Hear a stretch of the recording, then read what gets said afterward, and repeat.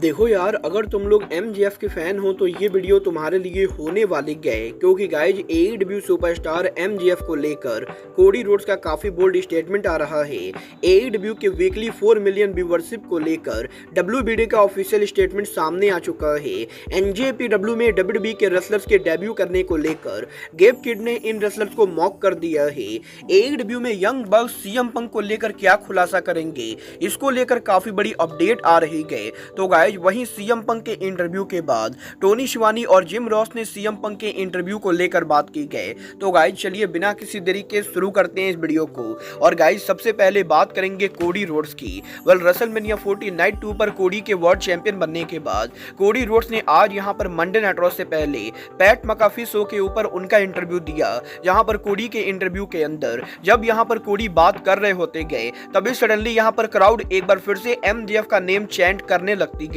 और जब यहां पर पैट मैकाफी शो के ऊपर क्राउड यहां पर एमजेएफ का नेम चैंट करती गए, तो गाइस यहां पर पैट मैकाफी कोडी रोड्स से एमजेएफ को लेकर बात करते गए। जहां पर कोडी रोड्स ये कहते गए कि एमजेएफ वो रेसलर है जिसको कोडी रोड्स के द्वारा एईडब्ल्यू कंपनी के अंदर साइन किया गया था। और गाइस यहां पर एमजेएफ को एईडब्ल्यू कंपनी में लाने के लिए कोडी रोड्स यहां पर खुद इंडिपेंडेंट रेसलिंग शो पर जाकर एमजेएफ के मैचेस को देखे थे। और गाइस कोडी रोड्स वो मेन आदमी गए जिसने एईडब्ल्यू के अंदर एमजेएफ को साइन किया था। और गाइड यहां पर कोडी ये कहते गए कि एमजेएफ यहां पर कोडी रोड्स के स्काउट किए हुए रेसलर रहे। और कोडी ये बिलीव करते गए कि एमजेएफ का फ्यूचर बहुत ही ज्यादा ब्राइट है और कोडी डेफिनेटली फ्यूचर के अंदर एमजेएफ के साथ रिंग शेयर करना चाहेंगे। और गाइज कुछ इस तरीके से कोडी रोड्स के इंटरव्यू के अंदर कोडी रोड्स ने एमजेएफ को अपना बॉय कॉल आउट करते हुए एमजेएफ को future mega star call out कर दिया है। वेल गाइज ये तो बात ही कोडी रोड्स और एमजेएफ की। बट गाइज चलिए फिलहाल आगे बढ़ते और बात करते हैं एईडब्ल्यू के वीकली व्यूवरशिप की। वेल गाइज ये बात तो हम सभी लोगों को मालूम है, एईडब्ल्यू के अंदर इस समय वीकली बेसिस के ऊपर डायनामाइट को जहां लगभग 8 लाख व्यूवरशिप मिलती गई, तो वहीं रैम्पेज और कोलिजन शो को करीबन 3 लाख से 4 लाख व्यूवरशिप मिलती गई। और गाइज यहां पर एवरेज एईडब्ल्यू की व्यूवरशिप आज के टाइम पर 1 मिलियन को टच नहीं कर पाती गई। बट गाइज यहीं आज डब्ल्यूबीडी की तरफ से यहां पर ईयरली व्यूवरशिप को लेकर एक और नया प्रेस रिलीज आया है, जहां पर डब्ल्यूबीडी ने 2024 के पहले क्वार्टर के अंदर एईडब्ल्यू के व्यूवरशिप को रिवील कर दिया है। और गाइस डब्ल्यूबीडी ने यह कंफर्म कर दिया है कि एईडब्ल्यू कंपनी एक हफ्ते के अंदर उनके जो 3 लाइव शो करती गए, उन 3 लाइव शो के बाद जब एईडब्ल्यू कंपनी हफ्ते में इन सभी शो को रिपीट करती गए, तो गाइस यहां पर सारे शोज के लाइव व्यूवरशिप और रिपीट व्यूवरशिप को मिलाकर एईडब्ल्यू कंपनी डब्ल्यूबीडी के ऊपर एक हफ्ते के अंदर करीबन 4 मिलियन व्यूवरशिप लाती गए। और बेसिकली यहां पर डायनामाइट कोलिजन के लाइव व्यूवरशिप के साथ साथ डब्ल्यूबीडी ने इन शोज के रिपीट व्यूवरशिप को काउंट करते हुए प्रेस रिलीज के अंदर ये कहा है कि आज के टाइम पर एईडब्ल्यू कंपनी वीकली बेसिस के ऊपर वार्नर मीडिया के प्रॉपर्टी पर 4 मिलियन की व्यूवरशिप ला रही है। और एईडब्ल्यू का डायनामाइट शो लगातार डब्ल्यूबीडी के ऊपर नंबर 1 शो बना रहा है। और गाइस डब्ल्यूबीडी इस चीज को लेकर काफी खुश है कि एईडब्ल्यू कंपनी यहां पर इतनी सारी ऑडियंस वार्नर मीडिया के नेटवर्क के ऊपर ला रही है। वेल देखना बहुत यार दिलचस्प होने वाला है कि डब्ल्यूबीडी के इतने बड़े प्रेस रिलीज के अंदर एईडब्ल्यू के 4 मिलियन वीकली व्यूवरशिप को लेकर प्रेस रिलीज करने के बाद डब्ल्यूबीडी एईडब्ल्यू को नया टीवी डील कब देती गए। बट गाइस जहां तक बात रही एईडब्ल्यू की, तो गाइस यहीं डब्ल्यूबीडी के रेसलमेनिया 40 के ऊपर कोडी रोड्स के वर्ल्ड चैंपियन बनने के बाद एईडब्ल्यू और टोनी खान के one of the biggest hater Ariel Helwani ने उनके लेटेस्ट पॉडकास्ट के ऊपर पहली बार एईडब्ल्यू कंपनी को लेकर कुछ पॉजिटिव बोला है। जहां पर एरियल हेलवानी इस हफ्ते एमएमए आवर के ऊपर ये बोलते गए कि कोडी रोड्स का रेसलमेनिया 40 पर वर्ल्ड चैंपियन बनना डब्ल्यूडब्ल्यूई के अंदर कभी भी पॉसिबल नहीं होता।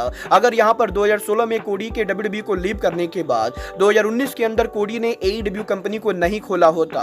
और गाइस एरियल हेलवानी ये भी कहते गए कि एईडब्ल्यू कंपनी के इतने तगड़े कंपटीशन होने की वजह से डब्ल्यूडब्ल्यूई कंपनी भी अब यहां पर स्टेप अप हो चुकी है। और जब भी किसी बिजनेस के अंदर सामने कंपटीशन होता है, तो गाइस यहां पर दूसरी कंपनी को अपने आप को और बेटर करना पड़ता है। और एरियल हेलवानी ये बिलीव करते गए कि एईडब्ल्यू कंपनी के मार्केट में होने की वजह से डब्ल्यूडब्ल्यूई ने उनके प्रोडक्ट को काफी ज्यादा बेटर कर लिया है। और गाइस एईडब्ल्यू कंपनी वो मेन रीजन है जिसकी वजह से आज यहां पर कोडी इतने बड़े सुपरस्टार बने गए। वेल गाइस यहां पर मुझे ये बात सच में समझ में नहीं आ रही है कि एरियल हेलवानी ने एईडब्ल्यू को लेकर पॉजिटिव बातें कैसे की। वह लगता है एरियल हेलवानी को इस हफ्ते डब्ल्यूडब्ल्यूई से पेमेंट नहीं मिली। बट गाइस चलिए फिलहाल आगे बढ़ते और बात करते हैं एनजेपीडब्ल्यू सुपरस्टार गेब किड की। वेल बात करें अगर यहां पर गेब किड की, तो गाइस इस हफ्ते गेब किड ने जापान में उनके लेटेस्ट इंटरव्यू के अंदर एनजेपीडब्ल्यू में बाहरी रेसलर्स के आने को लेकर बात की। थी, जहां पर गेब किड ये कहते गए कि मैट रिडल और डॉल्फ जिगलर जैसे रेसलर WWE से फायर्ड होने के बाद NJPW में आकर उनके करियर को री इन्वेंट करना चाहते गए, तो वहीं जंगल बॉय जैक पेरी जैसे रेसलर जिनकी खुद की कंपनी ने उनको सस्पेंड कर दिया है, वो यहां पर NJPW में आकर अपना करियर बेटर करना चाहते गए। और गाइस यहां पर गेब किड ये बिलीव करते गए कि जो रेसलर ये सोचते गए कि वो NJPW का यूज करके अपने करियर को री इन्वेंट करके दोबारा से अपनी कंपनी पर वापस चले जाएंगे, उन रेसलर्स के लिए NJPW के अंदर कोई भी जगह नहीं गए। और गाइस गेब किड NJPW के प्रेसिडेंट हिरोशी तनाहाशी को मॉक करके ये कहते गए कि हिरोशी तनाहाशी को यहां पर अपने ऊपर सर माननी चाहिए। और गाइस यहां पर जिस तरह तनाहाशी बाहरी रेसलर्स को NJPW पर टेक ओवर करने दे रहे गए और जिस तरह से तनाहाशी दूसरे कंपनी के रेसलर्स को NJPW का फायदा उठाने दे रहे गए, ये चीज तनाहाशी पर काफी भारी पड़ेगी। और गाइस गेब किड यहां पर टोनी खान को मॉक करते हुए ये कहते गए कि हिरोशी तनाहाशी को टोनी खान के ऑफिस में जाकर अपने पैंट उतार कर खड़े हो जाना चाहिए। और गाइस कुछ इस तरीके से गेब किड के इंटरव्यू के अंदर गेब किड ने बाहरी रेसलर्स के NJPW के यूज करने को लेकर काफी ज्यादा एंगर दिखाया है, जो कि मेरे हिसाब से कंप्लीटली जस्टिफाइड है। बट गाइस चलिए फिलहाल आगे बढ़ते और बात करते हैं best in the world CM पंक की। वेल गाइज और बात करें यहाँ पर CM पंक की, तो गाइज ये बात तो हम सभी लोगों को मालूम है। एक हफ्ते पहले WWE के रेसलमेनिया वीकेंड के अंदर MMA आवर पर एरियल एल्वानी के साथ इंटरव्यू के अंदर CM पंक ने AEW के बैक स्टेज इन्वायरमेंट और ब्रॉल को लेकर काफी सारे खुलासे किए। और CM पंक के उसी इंटरव्यू के बाद काफी सारे AEW के रेसलर AEW कंपनी के साथ स्टैंड करने को लेकर ट्वीट करते गए। बट गाइज यहीं अब CM पंक के इस इंटरव्यू के अंदर टोनी खान के कोई भी कॉमेंट ना करने के बाद अब फाइनली यहाँ पर AEW के कॉमेंटेटर टोनी शिवानी से जब इस हफ्ते उनके इंटरव्यू में बात की गई कि वो यहां पर CM पंक के इंटरव्यू के बारे में क्या सोचते गए, तो गाइस टोनी शिवानी ये कहते गए कि CM पंक के इंटरव्यू के बारे में टोनी शिवानी कोई भी कमेंट नहीं करना चाहेंगे, क्योंकि गाइस यहां पर हर किसी को मालूम है कि CM पंक ने AEW कंपनी पर क्या किया।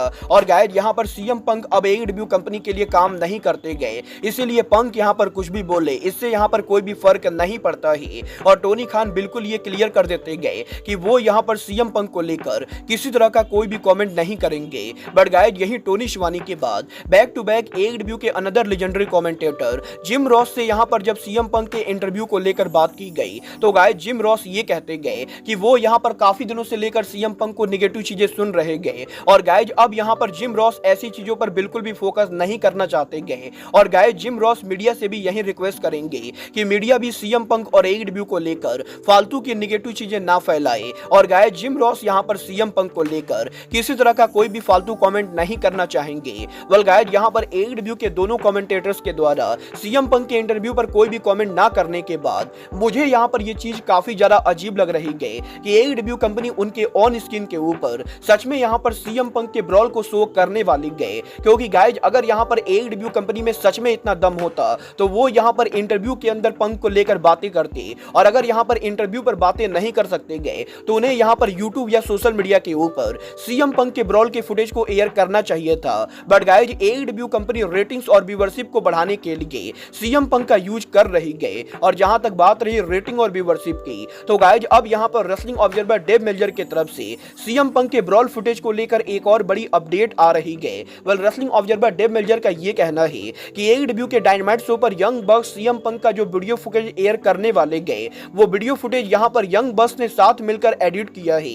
और गाइस यहां पर CM पंक का जो वीडियो फुटेज एयर होने वाला है, उस वीडियो फुटेज को एयर करने का मेन मकसद ये है कि यंग बक्स यहां पर CM पंक को एम्बेरेस कर सके। और गाइस यहां पर डेव मेल्जर का ये कहना है कि यंग बक्स ये प्रूफ करना चाहते गए कि CM पंक ब्रॉल और AEW को लेकर झूठी बातें कर रहे गए, और यंग बक्स इसीलिए नेशनल टेलीविजन के ऊपर CM पंक के ब्रॉल के फुटेज को शेयर करके लोगों को ये दिखाना चाहते गए कि CM पंक यहां पर कितना घटिया आदमी गए और वो यहां पर कैसे बैक स्टेज पर लोगों को पीटा करता है। और गाइस डेव मेल्जर ये बिलीव करते गए कि वैसे तो यंग बक्स यहां पर CM पंक की बेइज्जती करना चाहते गए, बट गाइस ये चीज यहां पर AEW कंपनी के ऊपर उल्टा भारी पड़ सकती गए। वेल पहली बात तो मैं यहां पर डेव मेल्जर की बातों पर बिल्कुल विश्वास नहीं करता हूं, और मुझे यहां पर अब भी नहीं लगता है कि AEW कंपनी सच में ऑल इन के ब्रॉल के एक्चुअल फुटेज को डायनामाइट पर एयर करेगी।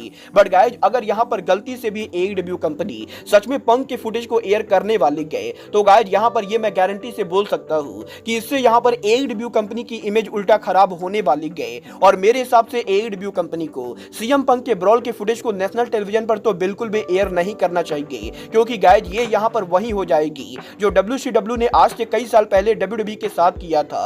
और गाइज मेरे हिसाब से ऐसी चीजें करना बिल्कुल भी सही डिसीजन नहीं गए। मतलब ये तो डायनामाइट को देखकर पता चलेगा कि यंग बक्स सीएम पंक की बेइज्जती कैसे करते गए। और गाइज AEW कंपनी के इस वीडियो फुटेज के एयर करने के बाद डायनामाइट के व्यूअरशिप पर क्या इंपैक्ट पड़ता है। बट गाइज फिलहाल के लिए अब आज के इस वीडियो में बस इतना ही। मैं मिलता हूं आपसे अपने अगले वीडियो में। बट गाइज तब तक के लिए goodbye, good night and bang.